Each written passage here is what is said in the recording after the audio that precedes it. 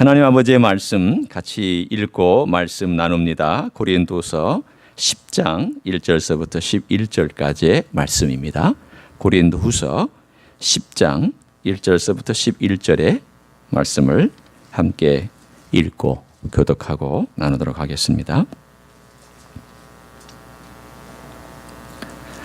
너희를 대면하면 유순하고 떠나 있으면 너희에 대하여 담대한 나 바울은 이제 그리스도의 온유와 관용으로 친히 너희를 권하고 또한 우리를 육신에 따라 행하는 자로 여기는 자들에 대하여 내가 담대히 대한 것 같이 너희와 함께 있을 때에 나로 하여금 이 담대한 태도로 대하지 않게 하기를 구하노라. 우리가 육신으로 행하나 육신에 따라 싸우지 아니하노니 우리의 싸우는 무기는 육신에 속한 것이 아니요 오직 어떤 견고한 진도 무너뜨리는 하나님의 능력이라. 모든 이론을 무너뜨리며 하나님 아는 것을 대적하여 높아진 것을 다 무너뜨리고 모든 생각을 사로잡아 그리스도에게 복종하게 하니 너희의 복종이 온전하게 될 때에 모든 복종하지 않는 것을 벌하려고 준비하는 중에 있노라. 너희는 외모만 보는도다. 만일 사람이 자기가 그리스도에게 속한 줄을 믿을진대 자기가 그리스도에게 속한 것 같이 우리도 그러한 줄을 자기 속으로 다시 생각할 것이라. 주께서 주신 권세는 너희를 무너뜨리려고 하신 것이 아니요 세우려고 하신 것이니 네가 이에 대하여 지나치게 자랑하여도 부끄럽지 아니하리라. 이는 내가 편지들로 너희를 놀라게 하려는 것 같이 생각하지 않게 함이라. 그들의 말이 그의 편지들은 무게가 있고 힘이 있으나 그가 몸으로 대할 때는 약하고 그 말도 시원하지 않다 하니 같이 읽습니다. 이런 사람은 우리가 떠나 있을 때에 편지들로 말한 것과 함께 있을 때에 행하는 일이 같은 것임을 알지라. 아멘. 이솝 우화 하나를 소개해 드립니다. 이솝 우화에 보면 여러 가지 이야기가 있는데 그중에 특별히 자랑을 많이 하고 입이 큰 개구리 이야기가 하나 등장을 합니다. 이 입이 큰 개구리가 얼마나 떠버리고 자랑을 많이 하는지 다른 개구리들 앞에 자기 자신을 드러내려고 굉장히 말을 많이 했습니다. 나는 날아봤다. 나는 공중에 올라가서 아래도 쳐다봤다. 그러니까 다른 개구리들이 다 놀렸습니다. 이 볼짝볼짝거리는 개구리가 네가 뭘 날아봤느냐고. 기껏해야 뭐 한 얼마 뛰어봤겠지. 그러자 아무리 얘기를 해도 말을 안 듣자. 그럼 내가 보여줄 테니까 너희들은 저 멀찌감치 언덕배기에 있으라고. 내가 어떻게 공중을 나는지 시범을 보여주겠다고. 학이 이렇게 한 마리가 물가에서 고기를 잡아먹고 있을 때 살금살금 이 개구리 헤엄을 했겠죠. 개구리 헤엄을 해서 몰래 뒤로 간 다음에 개구리의 뒷다리, 학의 다리 하나를 탁 하고 물었습니다. 다리를 확 하고 입으로 물으니까 이 학이 놀래가지고 갑자기 날개를 퍼덕이더니 정말 하늘로 올라갔습니다. 이 개구리가 난 거죠. 입을 딱 물고 날았습니다. 너무 자랑스럽고 이 자랑을 해야 되는 이 욕망 때문에 얘들아 봐라 라고 말을 하려고 입을 딱 벌리는 순간 어떻게 됐겠습니까? 네, 이 개구리는 떨어져서 빈대떡이 되고 말았습니다. 이 이솝우에 나오는 이야기입니다. 얼마나 자랑하고 싶겠습니까? 올라가서 하늘을 나는 그 학의 뒷다리를 붙잡고 입으로 붙잡고 하늘을 나는 그 자랑스러움을 쟤네들한테 말하고 싶은데 그 말이 근질근질해서 자랑하다가 떨어져 버린 이 이솝의 우화의 이야기를 들으면서 이 자랑이라는 게 뭘까? 이 교만하다는 게 뭘까를 가만히 생각을 해봤습니다. 사람 참 자랑하고 싶어 합니다. 지난 시간에도 함께 나눴잖아요. 지식이 있는 사람은 지식을 자랑하고 싶고요. 얼굴이 예쁜 사람은 얼굴을 자랑하고 싶고요. 재능이 뛰어난 사람은 재능을 자랑하고 싶고 학식이 뛰어난 사람은 학식을 자랑하고 싶고 또 선한 성품이 있는 사람은 또 은근히 내가 선하다라고 하는 것을 자랑하고 싶고 내가 주님을 위해서 열심히 일하면 열심히 일하는 것 자랑하고 싶고 하여튼 인간은 사람마다 다 다르지만 무언가를 자랑하고 싶어 합니다. 그 중에 어떤 자랑은 귀여운 자랑이 있습니다. 좀 봐줄 만한 자랑이죠. 예를 들어 할머니가 손주 자랑하는 거, 이건 좀 봐줄 만합니다. 그건 돈 내놓고 자랑하시라고. 우리가 그 정도는 받아줄 만해요. 제가 한국에 있을 동안에 목회하는 동안에는요, 이 권사님들이 얼마나 손주 자랑하고 싶어하는지 모릅니다. 그냥 이렇게 앉아 계시면 손주들 자랑하기 바빠요. 그러면 다 이구동성으로 말합니다. 돈 내놓으라고. 내가 들어줄 테니까 돈 내놓으라고. 그렇지만 이렇게 귀엽게 자랑하는 것들은 우리가 어느 정도 용납이 되고 또 서로 봐줄 수도 있는 거지만, 정말 세상에서, 아니 그리스도인들이 믿는 신앙 가운데서 제일 자랑하지 말아야 될, 제일 교만하지 말아야 될 영역이 오늘 본문에 등장합니다. 그게 뭘까요? 오늘 여러분이 10장 5절에 보면 이런 말씀이 나와요. 하나님 아는 것을 대적하여 높아진 것이라는 단어가 나옵니다. 하나님 아는 것을 대적하여 높아진 것. 자랑입니다. 뭘 자랑할까요? 하나님 없이도 얼마든지 살 수 있고, 하나님 없이도 얼마든지 안전하고, 하나님 없이도 얼마든지 생각할 수 있고, 하나님 없이도 얼마든지 이 땅에 있는 물질 문명을 우리가 누릴 수 있다라고 하는 이러한 생각이 오늘 이 전체의 주제의 흐름입니다. 그러면 이 흐름을 우리가 어떻게 해야 되느냐? 간단합니다. 높아진 것 무너뜨리기가 우리의 숙제입니다. 우리 인생의 과제는 그리스도를 아는 것을 대적하여 높아진 것을 얼만큼 많이 무너뜨리느냐에 따라서 그 사람이 그리스도를 닮아가고 이 땅의 영성이 주님을 닮아가고 그 영성이 발전되어 있다라고 얘기할 수 있습니다. 문화마다 다르죠. 대한민국에 기독교가 들어온 지 100년이 넘었습니다. 그러나 죄송하지만 100년의 역사 가운데 기독교가 여전히 변하지 않고 꼭 붙잡고 있는 영역들이 얼마나 많은지, 한국에서 22년 목회하는 동안 처절하게 깨달았습니다. 여기 와서 봤더니 없는 것 같았는데 여기는 더 많이 있습니다. 왜 그럴까요? 미국 것까지 합쳐졌어요. 한국 것 플러스 미국 것까지 합쳐져 가지고 더 많아요. 왜 그런 말이 있잖아요. 한국 사람이 이민 와서 살 때에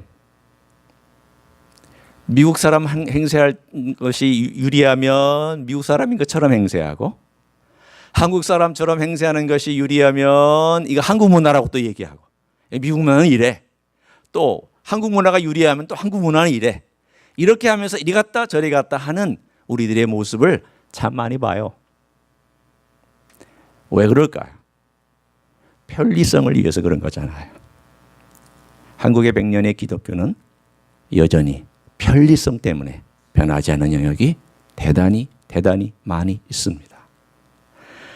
하물며 초대교회, 고린도교회 그런 문제가 없었겠습니까? 지금부터 2000년 전에 처음 세워진 교회에 하나님의 복음이 들어갔고, 그리고 그 복음이 고린도라고 하는 항구 도시, 그 당시에 국제적인 무역 도시, 지금의 뉴욕이나 로스앤젤레스나 샌프란시스코나 부산이나 이런 국제적인 도시였던 고린도라고 하는 이 도시에 교회가 세워졌을 때 당연한 거 아닙니까? 한 세기 만에 바뀔 수 있었을까요? No. 그런 일 없습니다. 여러분이 평생 예수님 믿었지만 아직도 바뀔 게 많잖아요. 저도 평생 어머니 뱃속에서부터 교회 다녔지만 여전히 바뀔 게 너무 많아요. 죽을 때까지 그럴 거예요. 오늘 바로 그 얘기를 함께 나누려고 합니다. 조금 무거운 주제가 될 수 있겠죠. 그러나 생각보다 이것이 잘 되면 나머지는요, 굉장히 행복한 삶을 살 수 있어요. 이 하나 잘 되면 우리의 삶은 아, 신앙이라는 게 이런 멋진 것이 있구나. 신앙이라는 게 이런 또 묘미가 있구나. 아, 이게 신앙이구나 라고 하는 것을 깨달을 수 있습니다. 오늘 이야기를 보면 고린도 교회에 향한 이 바울의 대면, 직면, 그래서 여러 가지 문제들을 가지고 씨름하던 문제들이 많이 해결이 됐습니다. 그런데 여전히 해결 안 된 문제가 있었습니다. 그것 때문에 10장, 11장, 12장 계속해서 이 문제를 다뤄나가고 있는 문제가 있어요. 그게 뭐냐? 먼저 결론부터 얘기하면 바울의 사도직에 대하여 도전하는 세력이 여전히 고린도 교회에 남아 있었습니다. 아니, 바울의 사도직에 대해서 왜 도전할까요? 바울이 세운 교회였는데, 바울이 거기서 머물면서 양육했던 교회인데 어떻게 바울의 사도직, 그냥 일반 목사도 아니고 일반 사역자도 아니고 사도라고 칭함받은, 이건 특별합니다. 이 에포슬스라고 하는 이 사도라고 불림받은 이 권위는 일반 사역자들의 권위하고 말이 안 됩니다. 지금은 사도 없습니다. 사도의 권위는 그 당시에 하나님의 계시를 받아 그 계시를 전달할 수 있는 능력과 권위와, 그리고 그 계시에 맞지 않은 행동을 했을 때에 그 교회나 그 사람에 대하여 저주할 수도 있는 그런 권한을 갖고 있었습니다.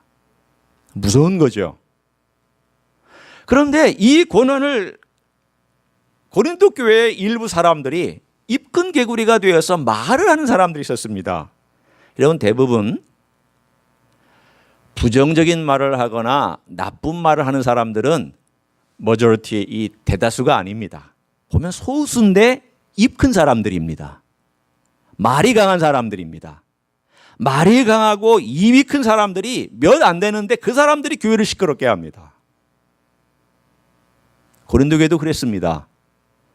누구의 사주를 받았을까요? 거짓 스승들, 거짓 사도들이라고 얘기하는 사람들이 와서 바울의 사도직과 리더십을 뒤에서 흔들기 시작했습니다. 어떻게 흔들었을까요? 이런 것들을 가능하게 우리가 생각할 수 있습니다. 성경에서 제가 끄집어내서 얘기하는 내용입니다. 제가 상상해서 하는 내용이 아닙니다. 바울이 어떻게 사도냐? 바울이 예수님 3년 동안 따라다녔느냐? 바울이 진짜 그 12명 중에 한 명이었더냐? 진짜 사도는 12명밖에 없다. 이런 말로 바울의 사도직을 공격했습니다. 뿐만 아니라 바울을 봐라. 오늘 우리 여러분이 읽은 내용 중에 편지는 굉장히 강한데 만나면 말도 형편없고 말도 너무 유순해서 이 사람이 진짜 사도라면 강하게 하지 마라. 이건 죄다. 나쁜 것이다. 이렇게 얘기를 해야 되는데 왜 이렇게 부드럽게 얘기를 하느냐? 이게 뭔가 꿀리는 게 있는 것이 아니냐라고 뒤에서 속삭였습니다.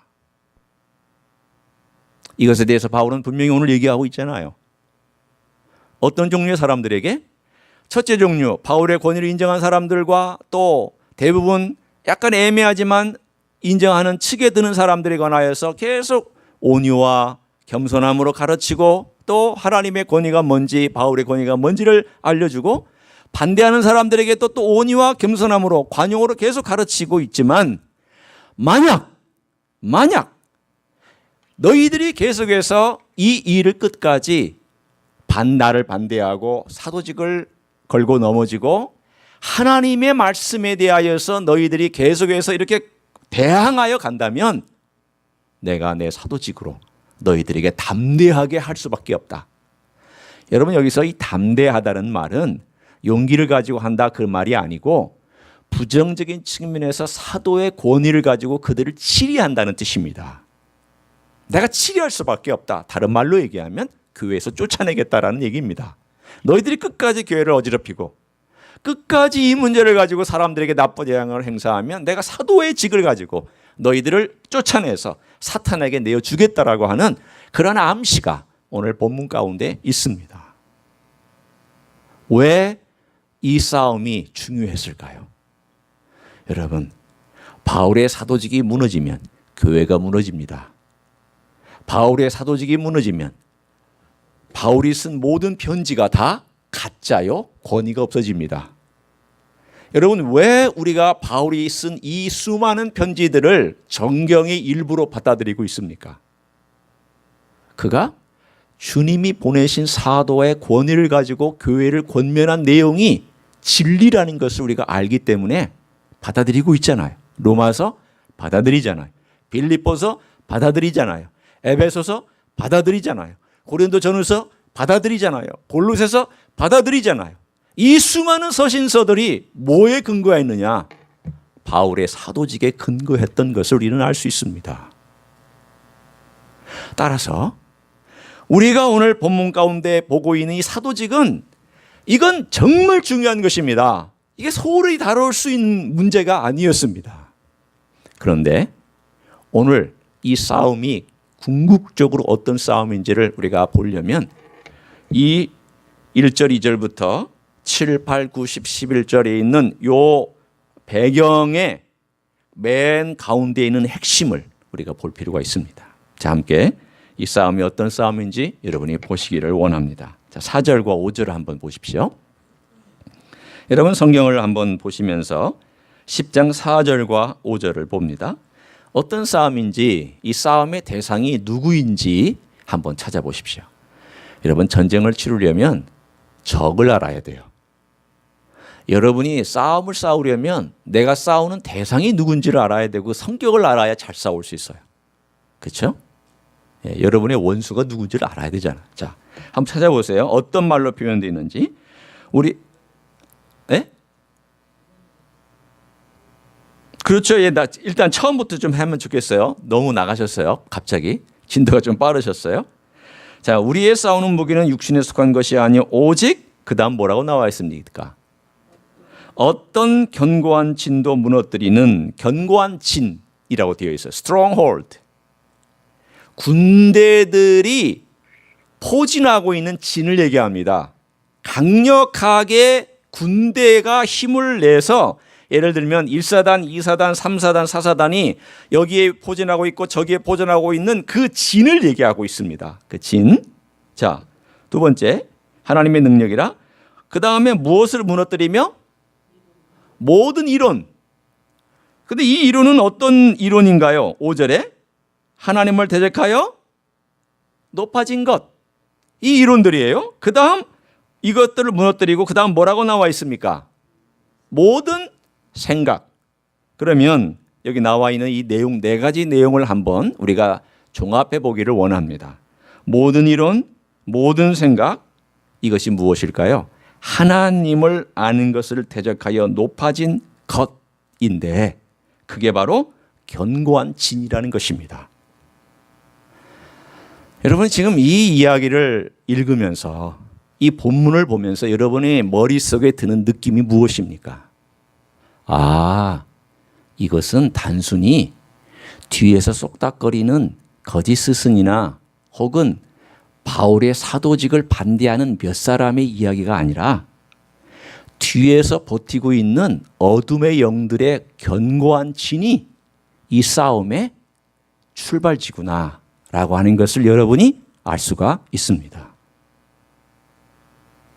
여러분, 이 싸움은 영적인 싸움입니다. 그래서 바울이 뭐라고 얘기하는지 잘 보세요. 3절을 우리가 한번 같이 읽어봅니다. 3절 시작. 우리가 육신으로 행하나 육신에 따라 싸우지 아니하노니. 이 말을 제가 바꿔서 얘기합니다. 우리가 육신으로 행하나, 이 말은 뭐냐면 우리가 육체를 가지고 산다. 나도 육신을 가지고 있다. 그리고 육신으로 먹어야 되고 나도 잠을 자야 되고 우리가 생활해야 된다. 그러나 우리의 싸움은 육신에 따라, 세상의 원리나 육신의 원리를 따라 싸우는 게 아니라 보이지 않는 영적인 세계와 싸우는 것이다. 이 뜻입니다. 견고한 진을 치고 있는 여러분이 가만히 좀 상상을 해보세요. 제가 여러분을 협박하거나 여러분을 무섭게 하려고 하는 거 아니에요. 그러나 사실이기 때문에 얘기하는 거예요. 여러분이 교회를 나가면, 아니 이미 교회 안에도 때로는 견고한 어둠의 영들의 진이 호시탐탐 노리고 있습니다. 단 하나가 아닙니다.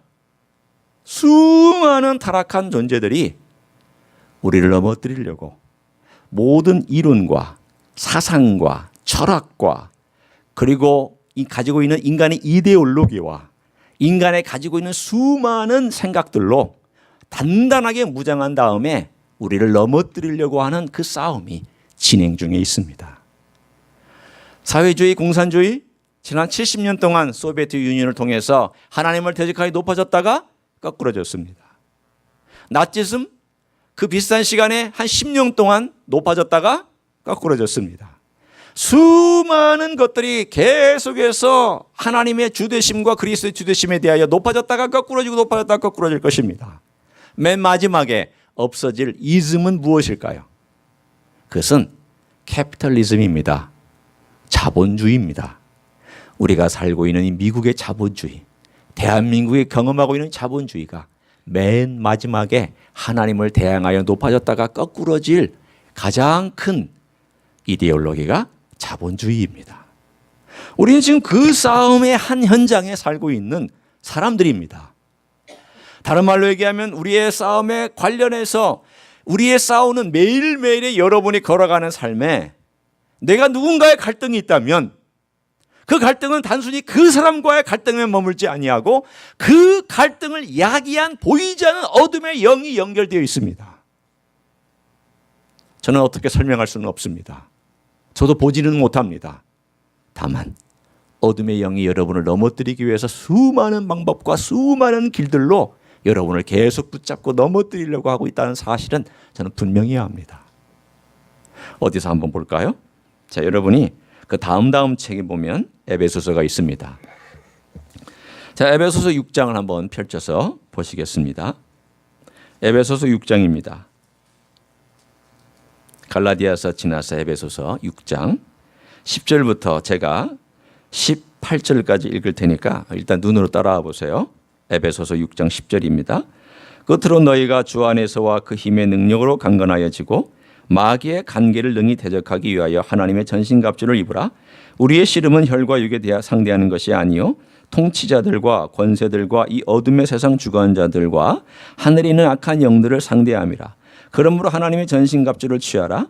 이는 악한 날에 너희가 능히 대적하고 모든 일을 행한 후에 서기 위함이라. 그런즉 서서 진리로 너희 허리띠를 띠고 의의 오심경을 붙이고 평안의 복음이 준비한 것으로 신을 신고 모든 것 위에 믿음의 방패를 가지고 이로써 능히 악한 자의 모든 불화살을 소멸하고 구원의 도구와 성령의 검 곧 하나님의 말씀을 가지라. 18절 모든 기도와 간구로 하되 항상 성령 안에서 기도하고 이를 위하여 깨어 구하기를 항상 힘쓰며 여러 성도를 위하여 구하라. 자, 여러분은 이제 에베소서 6장과 그리고 고린도후서 10장을 사이에 두고 제가 오가면서 함께 말씀을 나눌 테니까 먼저 에베소서 6장을 한번 보세요. 10절을 보시면 뭐라고 되어 있는지 한번 보세요. 우리의 싸움이 혈과 육에 대한 것이 아니라는 거예요. 여러분이 이 세상에서 좌절하거든 힘들고 어렵거든 영적인 싸움이 연결되어 있구나라는 걸 아셔야 돼요. 오해하지 마세요. 모든 병이 귀신이 준다 그런 얘기 아니에요. 혹은 내가 지금 어떤 결정을 하는데 귀신이 영향을 받는다 제가 그걸 얘기하는 게 아니에요. 우리가 영적인 싸움에서 스트러글링하고 있을 때 그리고 뭔가 주님으로부터 멀어지고 있을 때 그리고 내가 주님의 주권이 인정되지 않는 어떤 삶이 계속되고 있을 때 거기에는 영적인 싸움이 분명히 결부되어 있습니다. 부부싸움도 마찬가지예요. 부부싸움도 영적인 세력이 결부되어 있어요. 나와 누군가의 갈등도 영적인 세력이 결부되어 있어요. 왜 하냐면 내가 약한 것을 영적인 세력은 치고 들어와서 그걸 가지고 나를 넘어뜨리려고 하기 때문이에요. 우리의 싸움은 혈과 육이 아니라는 거예요. 너희들은 그렇다고 혈과 육의 문제를 해결하지 말고 무시하라 그 뜻 아니에요. 본질을 깨닫고 본질과 함께 비본질적인 것도 해결해야 돼요. 그러나 비본질만 가지고 해결하면 본질은 해결이 안 될 수가 있단 말이에요. 여러분이 전쟁을 한 다음에 전쟁이 어떻게 해야 이기느냐? 쪼무라기들 몇 사람 죽여서 안 돼요. 누구를 잡아야 돼요? 대장을 잡아야죠. 전쟁은 그 사령관을 잡아야 되고, 그 전쟁은 가장 굵직한 세력을 잡아야 끝나는 거예요. 점령해야 이기는 거지. 티각태각 들어갔다 나왔다 전쟁 절대 끝나지 않습니다. 이 영적인 전쟁의 성격을 우리가 알고 있어야 돼요. 누가 이 영적인 싸움의 이 대상, 그 존재들이냐? 12절에 통치자들, 어떤 직급인지는 몰라요. 그러나 타락한 영들의 직급이에요. 권세들, 어떤 직급인지는 모르지만 하여튼 권세를 가진 자들이에요. 어둠의 세상 주관자들, 이 세상에서 주관하고 돌아다니면서 그 영역들을 가지고 여러분을 통치하는 자들이에요. 하늘이 낙한 영들, 이 하늘은 하나님이 계신 하늘 아니에요. 3층 천 아니고요. 이 공중에 있는 이거 아니에요. 2층 천이라고 보통 우리가 알고 있는 공중이에요. In the air. 공중의 권세 잡은 자. 에베소서 2장에 보면 공중의 권세 잡은 자가 나와요. 이 2층 천이 도대체 뭐냐에 따라서 학자들마다 달라요. 이 우주를 얘기하는 거냐, 아니면 보이지 않는 하늘과 이 지구의 하늘을 연결하는 또 하나의 중간 단계의 어떤 하늘을 얘기하는 거냐, 여기에 따라서 다르지만 적어도 성경에 나와 있는 것이 있습니다. 마귀는 현재 공중의 권세를 잡고 있는 자입니다. 그래서 하늘로부터 이 땅의 1층천까지 오려면 2층천을 통과해서 와요. 통과해서 올 때에 누가 이것을 걸어내고 못 막고 있냐면 어둠의 세력의 주관자들이 막고 있어요. 못 오게. 여러분의 기도가 왜 쉽게 응답되지 않느냐? 여러 가지 이유 중에 하나가 공중의 권세 잡은 자들이 여러분의 기도를 막고 올라가지 못하게 만들든지 내려오지 못하게 만들려고 무진의 애를 쓰고 있기 때문이에요. 왜 우리가 기도를 쉬지 말고 기도해야 되느냐? 왜 끊임없이 하나님께 간구해야 되느냐? 영적인 싸움의 공중에서 여러분의 기도를 막고 있거나 여러분을 방해하고 있는 엄청난 세력이 포진하고 있기 때문에 진이라고 얘기를 했어요. 진은 스트롱홀드예요. 포티피케이션이 강하게 형성되고 있는 진이에요. 이 진이 어떻게 싸우느냐면 여기 보면 두 가지로 싸워요. 11절 간계, 스킴, 아주 교묘한 생각들을 여러분에게 집어넣고 사상을 만들어서 퍼뜨립니다. 두 번째, 시스템을 가지고 싸워요. 12절 시스템, 스킴 앤 시스템이에요. 사탄은 절대 홀로 싸우지 않아요. 계획을 세우고 철저하게 준비를 한 다음 그 다음 이 시스템을 동원해서 너는 뭘 맡아라, 너는 뭘 맡아라, 너는 뭐 해라, 너는 뭐 해라, 너는 이 나라 맡아라, 너는 이 나라 중에 이것 맡아라, 너는 이 나라 이것 중에 누구를 맡아라, 대통령을 맡아라, 장관들을 맡아라. 각각의 시스템에 따라서 철저하게 배분되어 있는 영역을 가지고 공격하고 무너뜨리고 그리고 그 싸움에 자기들이 유리하게 만들어가는 것이 영적인 싸움이에요. 여러분을 맡은 귀신들도 있어요. 놀라지 마세요. 여러분을 도와주는 천사들도 있지만 여러분을 맡아서 넘어뜨리려고 하는 귀신들도 있어요. 이 교회를 넘어뜨리려고 맡은 귀신들도 있을 거예요. 이게 지금 우리들의 현실입니다. 바울은 바로 알았습니다. 고린도 교회가 자기의 사도직을 공격하는 것이 단순히 혈과 육의 인간들의 싸움이 아니라 스트롱홀드, 강력한 진이 뒤에서 딱 보존하고 바울 공격해.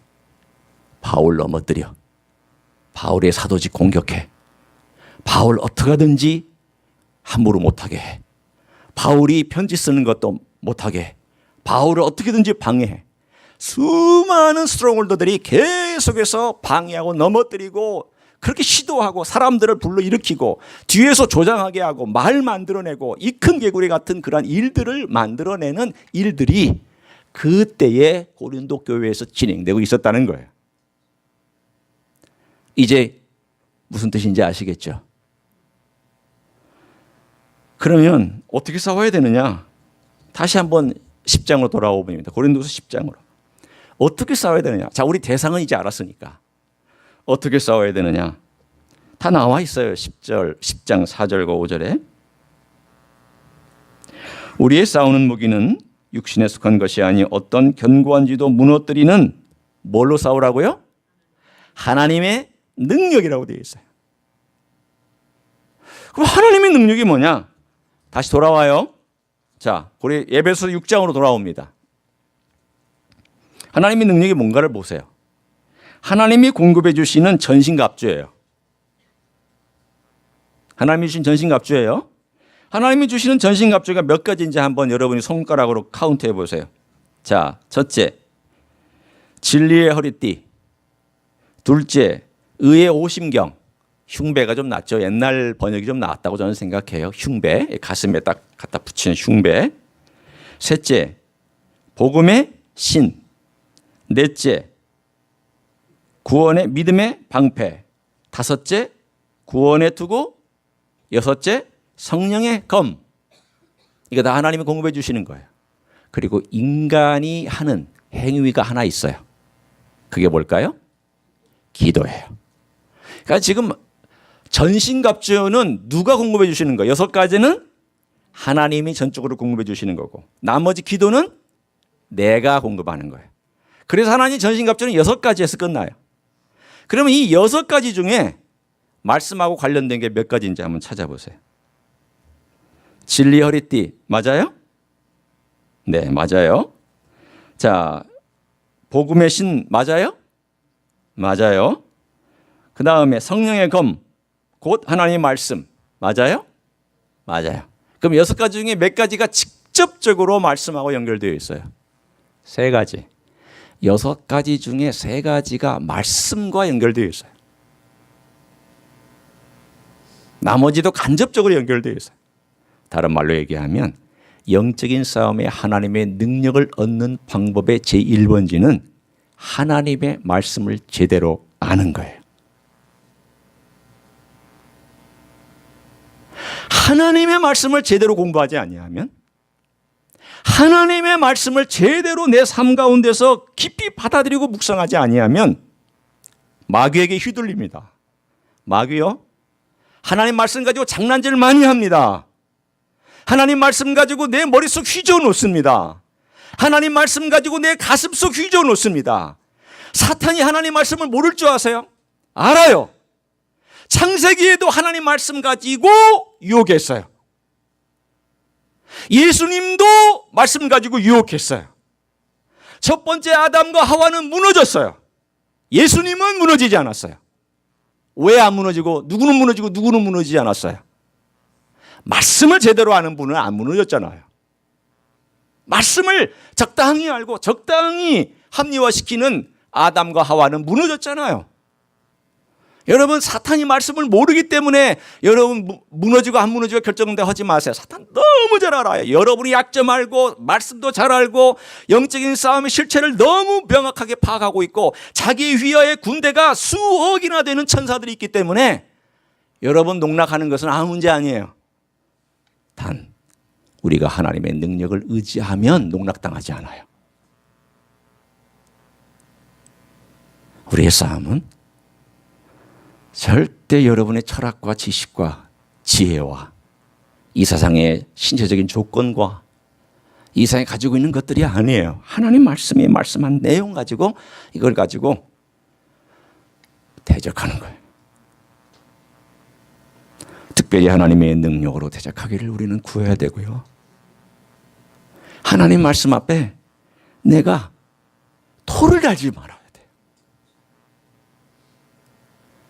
우리 그리스도인들이 얼마나 많이 하나님 아버지 앞에 토를 달고 있는지 여러분 가지 않아도 저 자신부터 생각해서 너무 많이 제 지나온 과거를 보고 제 삶의 목회 현장에서도 보고 제가 한국에서 목회했던 그 삶의 기간들을 쭉 되돌아보면서도 아, 내가 얼마나 인간적이었던가, 내가 얼마나 하나님 말씀을 그대로 따라가지 못하고 인간적인 것 때문에 타협하고 인간적인 것들로 인해서 내가 쉽게 생각했던가? 그거 다 대가 지불했습니다. 오늘 하나님의 능력으로 싸우는 방법, 하나님의 말씀 앞에 철저하게 자기 자신을 노출시키는 거예요. 그 다음에 하나님의 능력으로 싸워야 되는데 재미있는 표현이 있어요. 여러분 요걸 눈여겨보셔야 돼요. 자, 5절의 마지막을 봅니다. 하나님 아는 것을 대적하여 높아진 것을 다 무너뜨리고 모든 생각을 어떻게 하라고요? 사로잡아 그리스도에게 복종하게 한다라는 말이에요. 다른 말로 얘기하면 내가 그리스도에게 자꾸 대항하려고 하는 생각이 있거든 꽉 사로잡아서 거꾸로 틀리라는 거예요. 이게 재미있는 거예요. 제가 신앙생활의 묘미가 여기에 있다는 거예요. 여러분 사로잡는 것은 뭐냐면 노예를 사로잡는 거예요. 여러분 혹시 반지의 제왕이라는 영화 보셨어요? 그런 영화는 좀 보시는 게 좋아요. 지금이라도 보세요. 반지의 제왕이 3부작으로 이렇게 되어 있어요. 반지의 제왕이라는 그 영화는 여러분이 한번 신앙의 도전을 위해서도 한 번쯤은 보셔도 괜찮아요. 요즘은 공짜로도 많이 이제 하도 시간이 한 10년쯤 지나니까 공짜로도 볼 수 있는 데가 많이 있거든요. 그 반지의 제왕에 보면 골룸이라는 존재가 나와요. 골룸은 들어보셨어요? 그 얘기가 돼야지 얘기가. 거기 골룸이라는 존재가 나와요. 이 골룸은 반지의 제왕이라는 이 반지, 이 절대 반지를 소유하기 위해서 소유했다가 한 몇백 년 동안 소유했다가 이 몸과 신체와 영혼과 마음이 다 변해버린 어떤 인간이에요. 아주 추하게 변했어요. 머리카락 몇 개 안 남고 구부러지고 이 절대 반지를 자기가 소유하려고 얼마나 욕망이 있는지. 그러다가 힘센 존재 앞에서는 아주 부드러운 척해요. 아주 유순한 척해요. 그러다가 자기가 기회가 되면 뒤에서 확 덤벼들어서 그 반지를 빼앗으려고 해요. 그 존재가 누구냐면 바로 우리 속에 있는 죄성이요. 우리 속에 있는 그리스도의 주권 앞에 복종하지 않으려고 하는 골룸이 우리 안에 있어요. 예수님이 부드럽게 대해주시면 기어올라요. 그러다가 한번 확 하고 매를 맞고 나면 아이고 깨갱하고 주님 앞에 다시 한번 엎드리죠. 우리 속에 골룸이 있어요. 어떻게 돼야 되느냐? 그 골룸 같은 존재를 사로잡아야 돼요. 무엇으로? 하나님의 능력, 하나님의 말씀과 성령, 성령의 검이라고 되어 있잖아요. 성령의 검이 말씀이니까 성령께서 하나님 말씀을 가지고 내 안에서 보여주실 때, 역사하실 때 나는 어떻게 되냐? 그 성령의 능력으로 사로잡아야 돼요. 아, 내가 이 부분이 하나님을 신뢰하는 데 방해가 된다. 자꾸 사로잡아야 돼요. 자꾸 사로잡아서 누구에게로 끌고 가야 돼요. 내가 나를 끌고 죄송해요. 양해하고 들으세요. 지금 이걸 제가 그냥 희극화하는 거예요. 이게 딱 제 자신을 잡고 가장 약점을 딱 잡고 십자가 앞으로 끌고 가셔야 돼요. 끌고 가서 너 왜 그래? 너 왜 자꾸 그렇게 주님의 주권에 대해서 대항해? 너 왜 자꾸 주님에 대하여서 네 마음대로 하려고 그래? 왜 네 기분대로 해? 네 성질대로 해? 네 기질대로 해? 이거 아니야. 끌고 가서 그리스도의 십자가 앞에 딱 엎드려서 복종시키는 거예요. 그걸 우리의 삶에서 매일매일 순간순간 연습하지 아니하면 나중에 한꺼번에 몰아서 주님께서 여러분을 무너뜨리실 때가 있어요. 저는 그것이 여러분의 심판이 되지 않기를 원해요. 우리의 삶은 매 순간 매 순간 그리스도의 주권 앞에 굴복시키는 거예요. 나를 잡아다가 굴복시키는 거예요. 수영아, 너 그러지 마라. 그리스도가 너를 위해서 죽으셨잖아. 그의 모든 걸 너를 위해서 다 대가를 지불하셨잖아. 너는 왜 네 마음대로 하려고 그러냐? 왜 네 기분대로 하려고 그러냐? 너는 왜 네가 네 스스로 모든 것을 다 취하려고 그러냐? 너 그렇게 하면 안 된다. 그래서 내가 내 자신을 보고 주의 말씀의 기준과 주의 말씀이 가르친 내용과 주께서 내게 알려주신 그 내용이 내가 한 행동하고 괴리가 있고 갭이 있고 무언가 문제가 있다면 어떻게 해야 돼요? 말씀을 내게 끌어당겨서 내게 맞추겠어요? 아니면 내가 말씀에 맞추겠어요? 어떻게 해야 돼요? 많은 사람들은 어떻게 하냐면 말씀을 갖다가 나에게 맞춰버려요. 그래서 편하죠. 말씀을 내게 딱 갖다 맞춰놓으면 편해요. 회개 많이 안 해도 돼요. 회개 안 해도 돼요. 삶 안 고쳐도 돼요. 내 생각 안 고쳐도 돼요. 내 가치 판단 안 고쳐도 돼요. 내 생활 패턴 안 고쳐도 돼요. 그런데 그리스도의 기준이 딱 있는데 나를 여기도 끌고 가려면 얼마나 처음에는 힘든지 몰라요. 그러나 끌고 가고 사로잡는 것을 자꾸 연습하다 보면 사로잡는다니까요. 나 자신을. 여러분, 오늘 설교를 잊어버리더라도 김수영 목사가 자기 넥타이 메고 오늘 쇼했다는 거 하나만은 기억해 주세요. 왜 제가 이 쇼를 하고 있느냐. 나를 사로잡으라고 그렇게 얘기하는 거예요. 나를 사로잡아서 끌고 가셔야 돼요. 나를 사로잡아서 내 생각, 내 아직도 독립적으로 하려고 하는 어떤 영역, 이 영역 사로잡아서 그리스도 주권 앞에 자꾸 갖다가 놔야 돼요. 주님, 제가 못해요. 주님, 제가 이것은 너무나도 제 홀로 하려고 그래요. 주님, 저는 어렸을 때부터 이것 때문에 늘 힘들었는데 여전히 그래요. 여전히 이거 주님 없이 살려고 해요. 주님, 저를 불쌍히 여겨주시고 용서해 주세요. 주님의 주권이 이 다스리게 해주세요. 부지런히 갔다가 주님의 주권 앞에 내 자신을 사로잡아 복종시키는 그 일을 우리가 하도록 사도 바울은 고린도 교회들에게 권면하고 있습니다. 이런 분이 진짜 발전합니다. 신앙은요, 저절로 안 돼요. 많은 분들이 은혜 받으면 된다. 그거는요, 맞는 말이지만요, 교묘하게 피해가기 위한 변명이에요. 그럼 은혜가 올 때까지 가만히 있겠다는 뜻이거든요. 여러분, 이 말은 표면적으로는 옳지만 내면적으로는 뭔가 문제가 있어요. 왜냐? 하나님이 해주실 때까지 가만히 있겠다는 거예요. 하나님이 다 해주실 거니까 나는 가만히 있겠다. No, 신앙은 그게 아니에요. 하나님이 해주시는 것이 있으면 나도 해야 돼요. 하나님이 베푸시는 것이 있으면 나도 반응을 보여야 돼요. 하나님께서 전신갑주를 주셨으면 입어야 되고, 그리고 성령의 검 휘둘러야 돼요. 그리고 기도해야 돼요. 이건 내가 해야 돼요. 가만히 계시면 안 돼요. 사로잡을 거 사로잡아야 돼요. 굴복시킬 거 굴복시켜야 되고. 그래서 이런 삶이 그리스도 앞에서 있을 때 우리는 진정 그리스도를 배워가서 영적인 싸움에서 승리하는 종들이 될 줄로 믿습니다. 이런 삶을 사시기를 예수님의 이름으로 축원합니다. 기도하시겠습니다.